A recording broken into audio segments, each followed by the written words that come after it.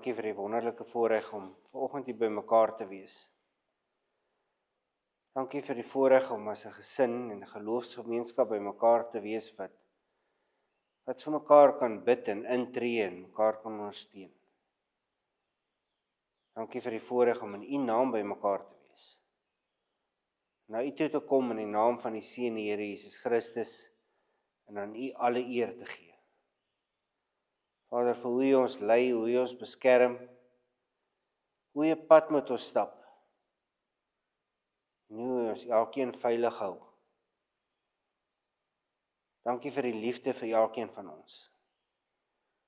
Vader, dankie vir die groep mense en dat ek U kan vra om elkeen te seën in die plek waar hy is met sy verhouding met U, die plek waar U op pad is met elkeen.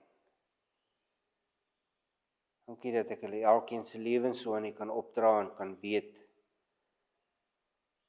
dat U vir elkeen omgee. Kom vra ook dit so vir die wat nie vanoggend hier kan wees nie, en ons dra hulle so aan U op in die naam van die Here Jesus Christus. U hand so op elkeen van ons vriende, Vader. Vader, ons vra dat U ons nou sal toemaak met 'n muur van vuur en 'n ketting van engele, en dat U ons sal bedek met die bloed van Jesus Christus. Dat U ons sal veilig hou. Maar meestal dat U ons sal rus gee, sodat ons fokus op U kan plaas, op U woord en op U waarhede.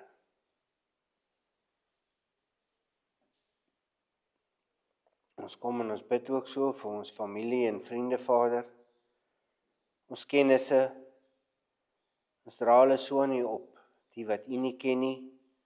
Kom vra ons dat U goddelike afsprake met elkeen sal maak, dat U oor elkeen van hulle se pad iemand sal bring wat hulle harte sal aanraak. Iemand sal bring wat hulle harte sal versag, Vader. Iemand sal bring wat U liefde aan hulle oordra. Bid ook vir vanoggend vir U woord en U waarheid, Vader, waar ons besig is met U woord. Vra ek dat U vir ons nuwe dinge sal openbaar en dat U dit sal lewend maak in ons. Dat dit uit ons uit sal vloei en dat dit ander sal aanraak. Dankie dat ons U kan vertrou met ons lewens. En Vader, ek kom ook so vanoggend en ek kom bid vir reën. Ek kom bid dat die seisoen sal goed uitdraai en dat ons sal reën en koue kry. Ek weet dit is ongemaklik en dit pas nie vir almal nie, maar U weet, ons het reën en koue nodig. U weet, dit is die seisoen van reën en koue. En ons kom roep dit nou so in die naam van die Here Jesus Christus. Ons kom vra dat U sal kom herstel bring in die seisoene. Maar daar soveel mense is wat doodspreek oor die seisoene en oor die hitte en oor wat gebeur, vra ek dat U sal kom en dat U dit so sal kom herstel wat U geskep het, soos U dit geskep het en volgens U planne. Kom vra dit so in Jesus se naam. Amen.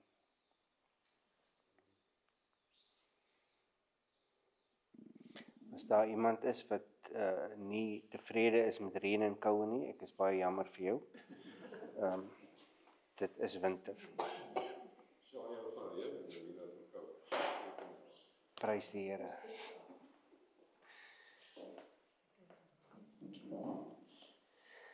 Ok, ons is nou al 'n paar weke met onderbreking tussenin besig met Romeine 9, wat weer die groter deel is van die groter eenheid van hoofstukke 9 tot 11. Soos ek deur die skrifte worstel, dink ek dat dit soms ook makliker sou wees om hierdie gedeelte liewers oor te slaan. Miskien is dit die regte rede van die wat dit nie wil bestudeer nie, en net die feit dat dit makliker is om dit nie te doen nie. Ons is egter nie in daardie bootjie nie. Ons is besig met die gedeelte en moet daardeur stap. Vanoggend gaan ons weer verder en ons begin by vers 27. Ons lees weer die verse tot aan die einde van die hoofstuk, net om 'n groter prentjie te kry en ons gedagtes te help vorm. Vers 27. En Jesaja roep van Israel dit uit. Al was die Israeliete so baie soos die sand van die see, net die handjievol wat oorbly, sal gered word. Want die Here gaan vir eens en vir altyd hier op aarde die saak afhandel. So het Jesaja trouwens al vroeër gesê, as die Here die Almagtige nie vir ons 'n klompie laat oorbly het nie, soos met Sodom, sou dit met ons gegaan het, soos met Gomorra, sou ons uitgewis gewees het. Wat is nou ons gevolgtrekking? Dit, die heidene het nie God se vryspraak gesoek nie, maar dit wel gekry, die vryspraak deur die geloof. Israel daarenteen het 'n wet gesoek waardeur hulle God se vryspraak sou kon kry, maar by so 'n wet het hulle nie uitgekom nie. Waarom kon hulle nie die vryspraak kry nie? Omdat hulle nie op die geloof wou bou nie, maar op hulle eie prestasies. Hulle het oor die struikelblok gestruikel. Waarvan daar geskrywe staan, kyk, ek sit in Sion 'n klip neer, waaroor 'n mens struikel, 'n rots waarteen jy jou stamp, maar wie in hom glo, sal nie teleurgestel word nie. Kom ons lees net weer vers 27 en 28 voor ons daarop fokus. En Jesaja roep van Israel dit uit, al was die Israeliete so baie soos die sand van die see, net die handjievol wat oorbly, sal gered word, want die Here gaan eens en vir altyd hier op aarde die saak afhandel. Reg, wat hoor julle?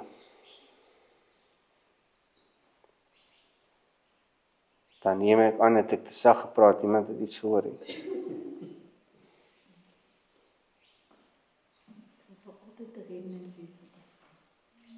Altyd 'n remnant wees.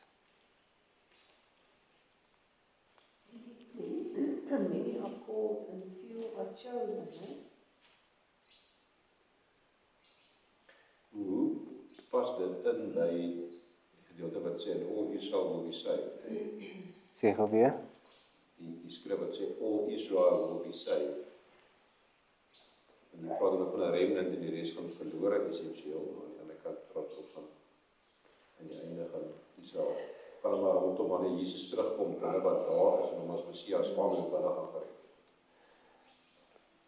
Wel gaan dit nie daaroor wat ons in die begin gesê het, dat nie almal wat Israel is Israel nie.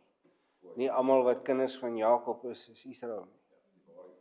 Ja, ware Israel. Ek wie Jakobus, dit sou ek nou dink, maar dis nie te sê ek is reg. Dit moet sy verbond met Israel Jeremia 31 sê dat en hy die hele woord sê, hy sal nooit sy verbond met Israel laat gaan. Want God is 'n verbondsgod, as hy Israel laat gaan, wie is God dan? Ja. Want ons geloof kom deur hulle, die Bybel kom deur hulle. So ek kan nie hulle vernietig dat ons weer 'n place van theology. Want dit is waarteen ons dit maar beklei. OK, Paulus verskuif nou weer sy aandag weg van die kerk na die volk Israel toe en om meer presies te wees na die wat geroep is uit Israel. 'n Groot deel van Israel is uitgesluit, maar daar bly tog sommiges oor, die remnant, en dit is tot hulle wat Jesaja uitroep. Hy neem hierdie gedeelte uit Jesaja 10 vers 22 tot 23 en dit lees: Al sou jou mense Israel so baie wees soos die sand van die see, net 'n oorblyfsel sal na die land toe terugkom. Maar die verdelging staan vas, die verdelging kom aan soos 'n vloed. Die Here ons God, die Almagtige, het vasbesluit om die hele land te verdelg. Hier sit Paulus dan die gedeelte van Israel wat oorbly, die remnant, saam met die heidene wat ons in vers 24 en 25 gehad het, uit Hosea. Die gedeelte in Jesaja vorm deel van 'n groter gedeelte in Jesaja van hoofstukke 7 tot 12. In hierdie gedeelte vra Jesaja vir die volk of hulle vertroue in Assirië gaan plaas en of hulle vertroue in God gaan plaas. Indien hulle vertroue op Assirië gaan plaas, gaan die volk vernietig word, maar nie almal gaan vernietig word nie. Daar gaan 'n gedeelte gespaar word. Wanneer Paulus dan Jesaja lees, sien hy 'n vergelyking tussen Israel in Jesaja se tyd en Israel in sy tyd. Israel word aangekla van ongeloof. Die meerderheid van die Israeliete gaan onder God se oordeel kom en word voorberei vir sy oordeel. Dit is slegs 'n klein gedeelte van Israel wat gered sal word en hulle verteenwoordig die ware Israel van verse 6 en 7 in die hoofstuk. Christus Jesus kom en bring die finale verbond.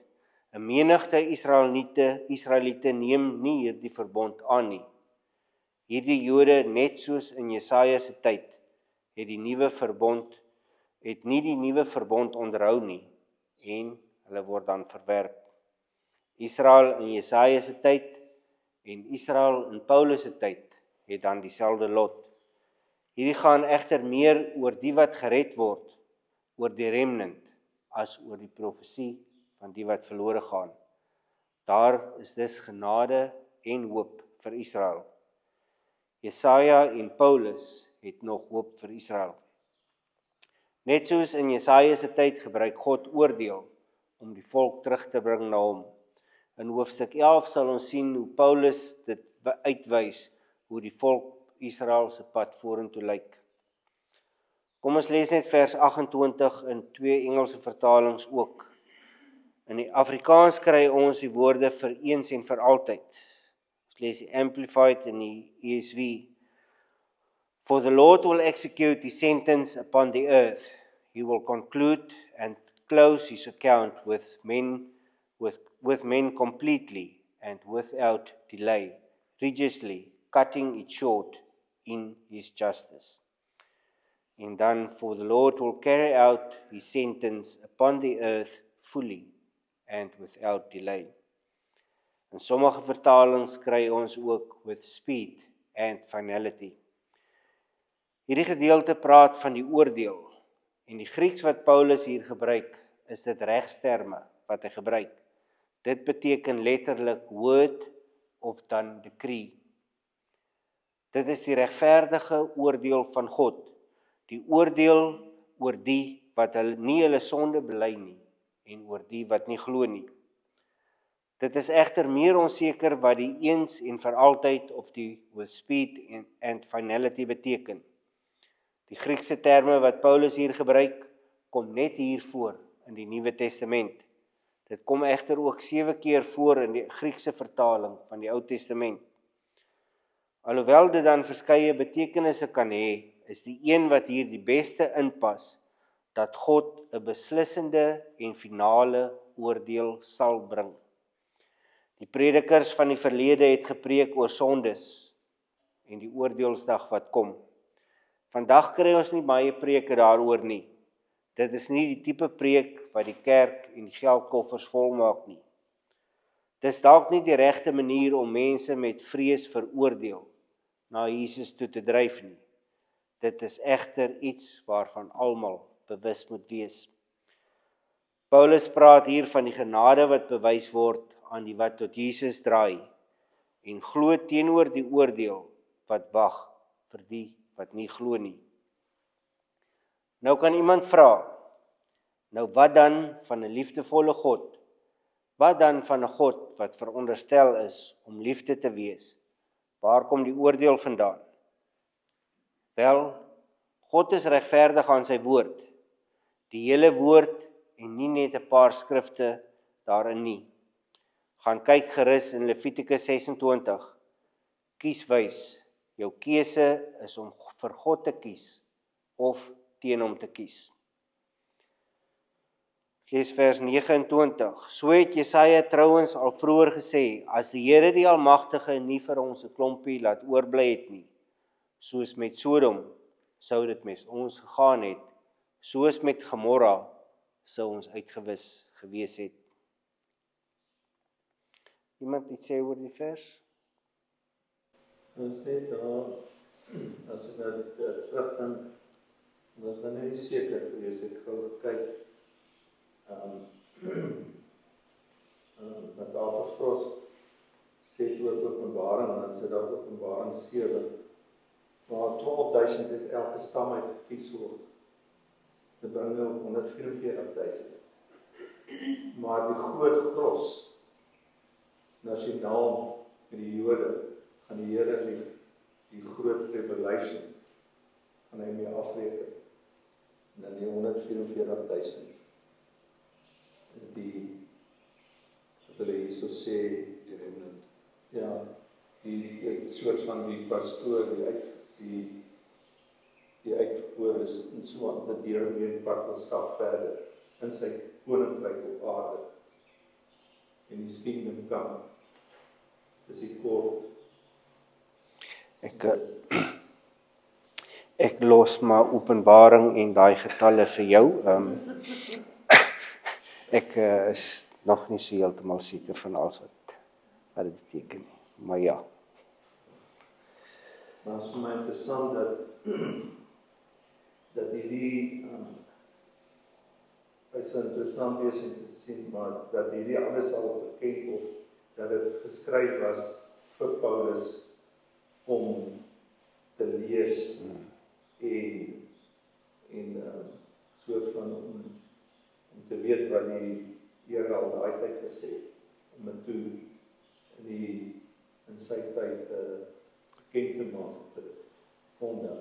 Wat vir my so indrukwekkend is dat hy kon dit nie gou gaan opsoek het nie. Ja, Hy kon nie gou dit gegoogel het nie. dis wat vir my mind-blowing. Hy het dit in sy kop gehad.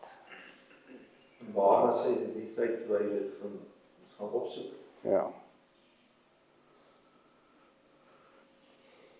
Kom ons lees net die gedeelte waar Paulus dit kry. Dis Jesaja 1 vers 9. As die Here die Almagtige nie 'n klompie van ons laat oorbly het nie, sou ons so Sodom geword het. Ons sou soos Gomorra gewees het. Paulus het dit net so gaan uithaal in Jesaja 1 vers 9. Ons kyk net gou eers na Jesaja en wat die begin van die boek Jesaja behels. In Jesaja 1 verse 2 en 5 berisp Jesaja vir Israel oor hulle rebellie teenoor God.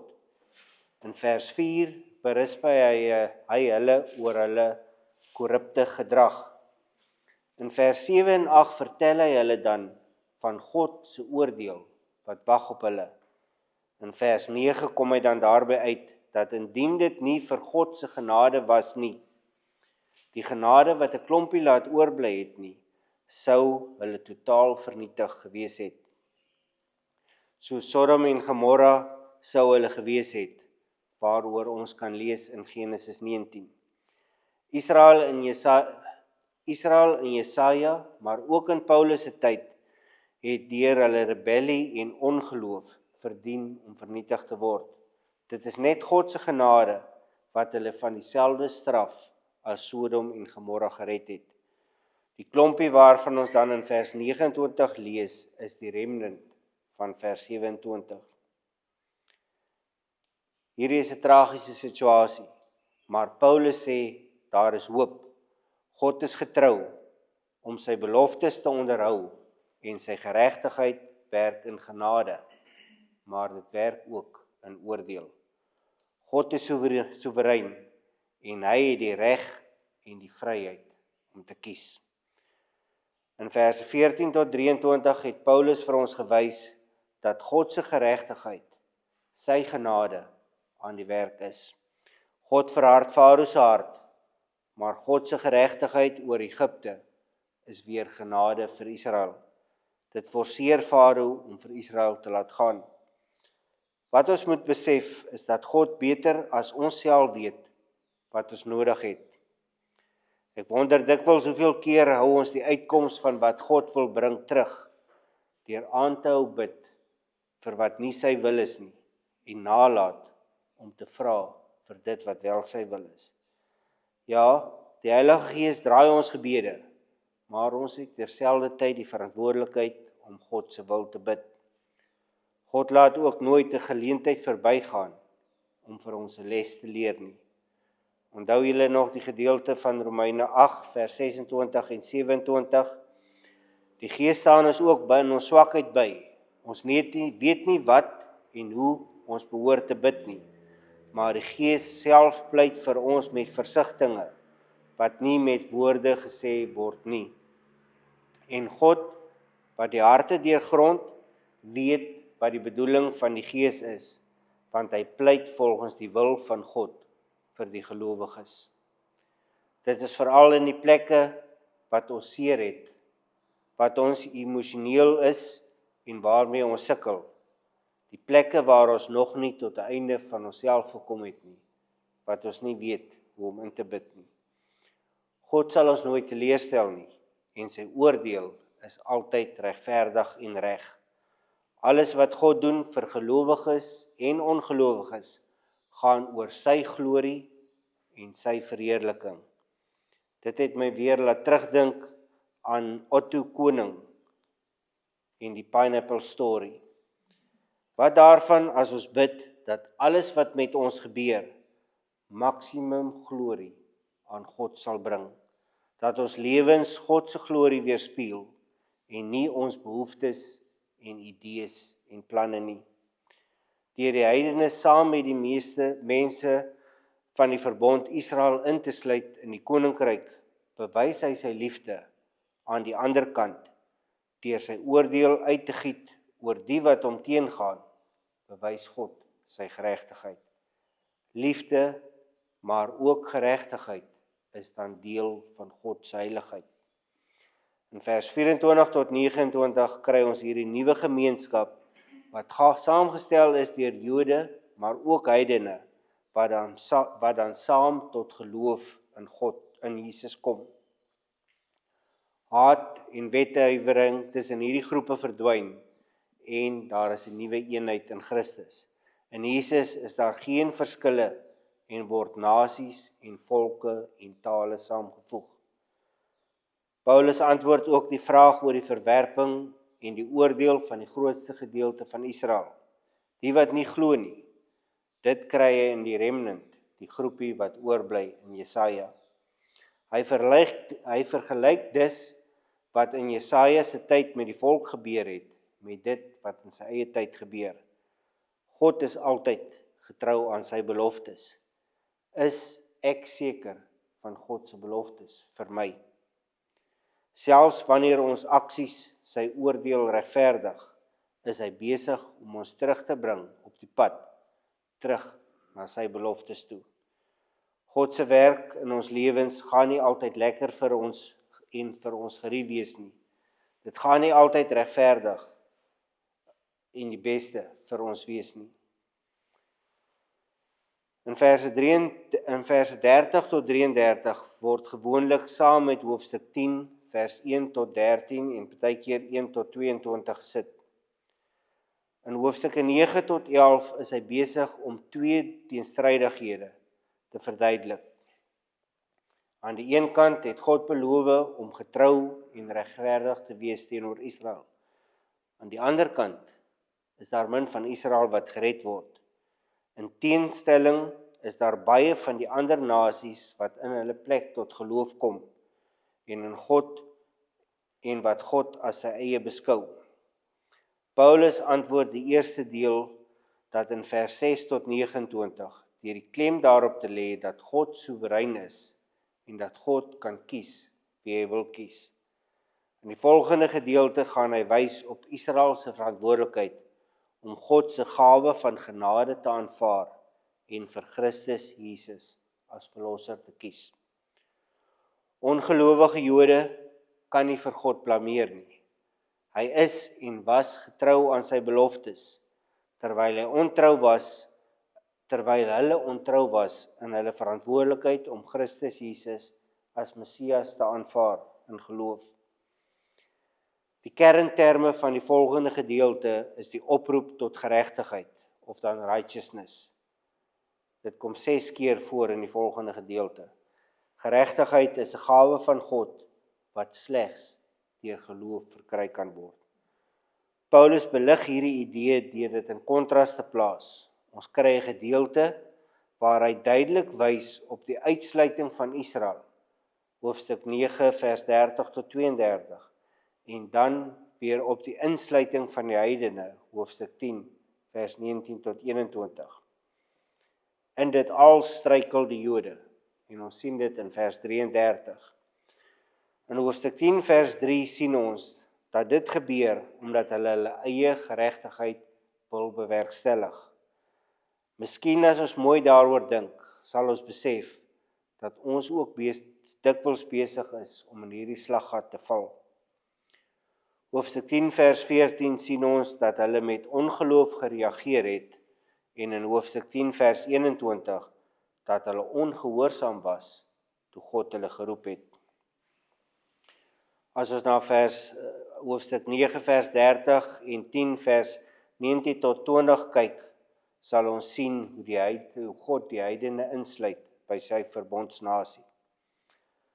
Sommige wat die klem daarop plaas dat die mens die grootste deel van die verantwoordelikheid dra en in hierdie reddingsplan van God, voel dat hierdie gedeelte wat ons nou gaan lees, die kern is van hoofstukke 9 tot 12.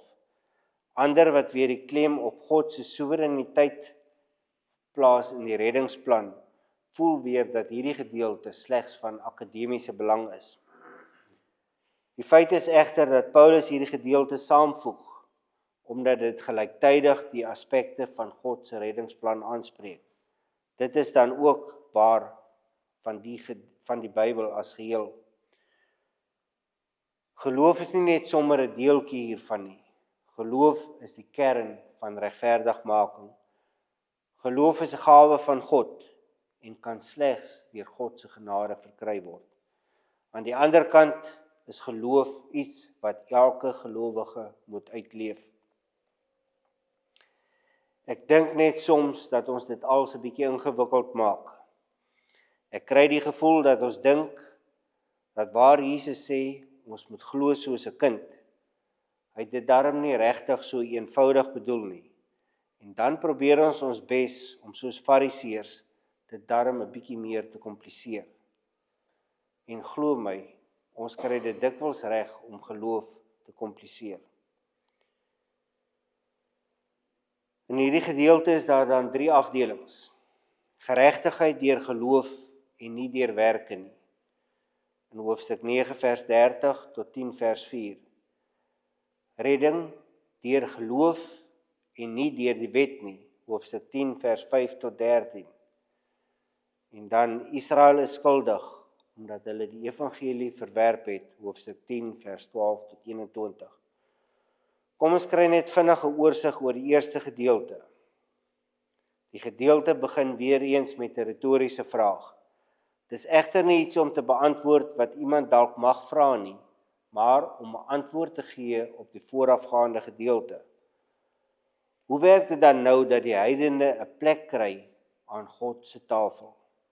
Paulus sien dit as deel van die konsep van geregtigheid en regverdigmaking wat hy reeds vroeër in die brief beskryf het. God verklaar die mens as regverdig voor hom op grond van Jesus se versoeningswerke aan die kruis. Hierdeur verklaar hy dan hoekom soveel meer heidene as Jode gered word. Israel was gefokus op hulle werke en om die wet te onderhou en nie op God se genade, deur in geloof te glo aan die Christus nie. Christus Jesus het gekom en die wet vervang, en dit is hierdie puntjie wat Israel nie kon oorkom nie.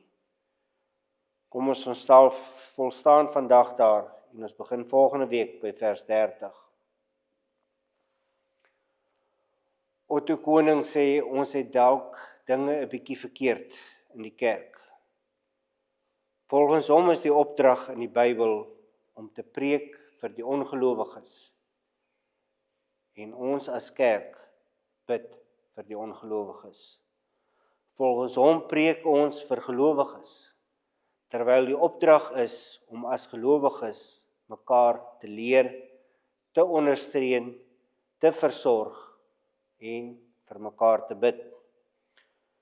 Ons is besig met geloof, met een groep wat gered is weens hulle geloof en 'n ander verbondsnasie wat hulle plek verloor het weens ongeloof.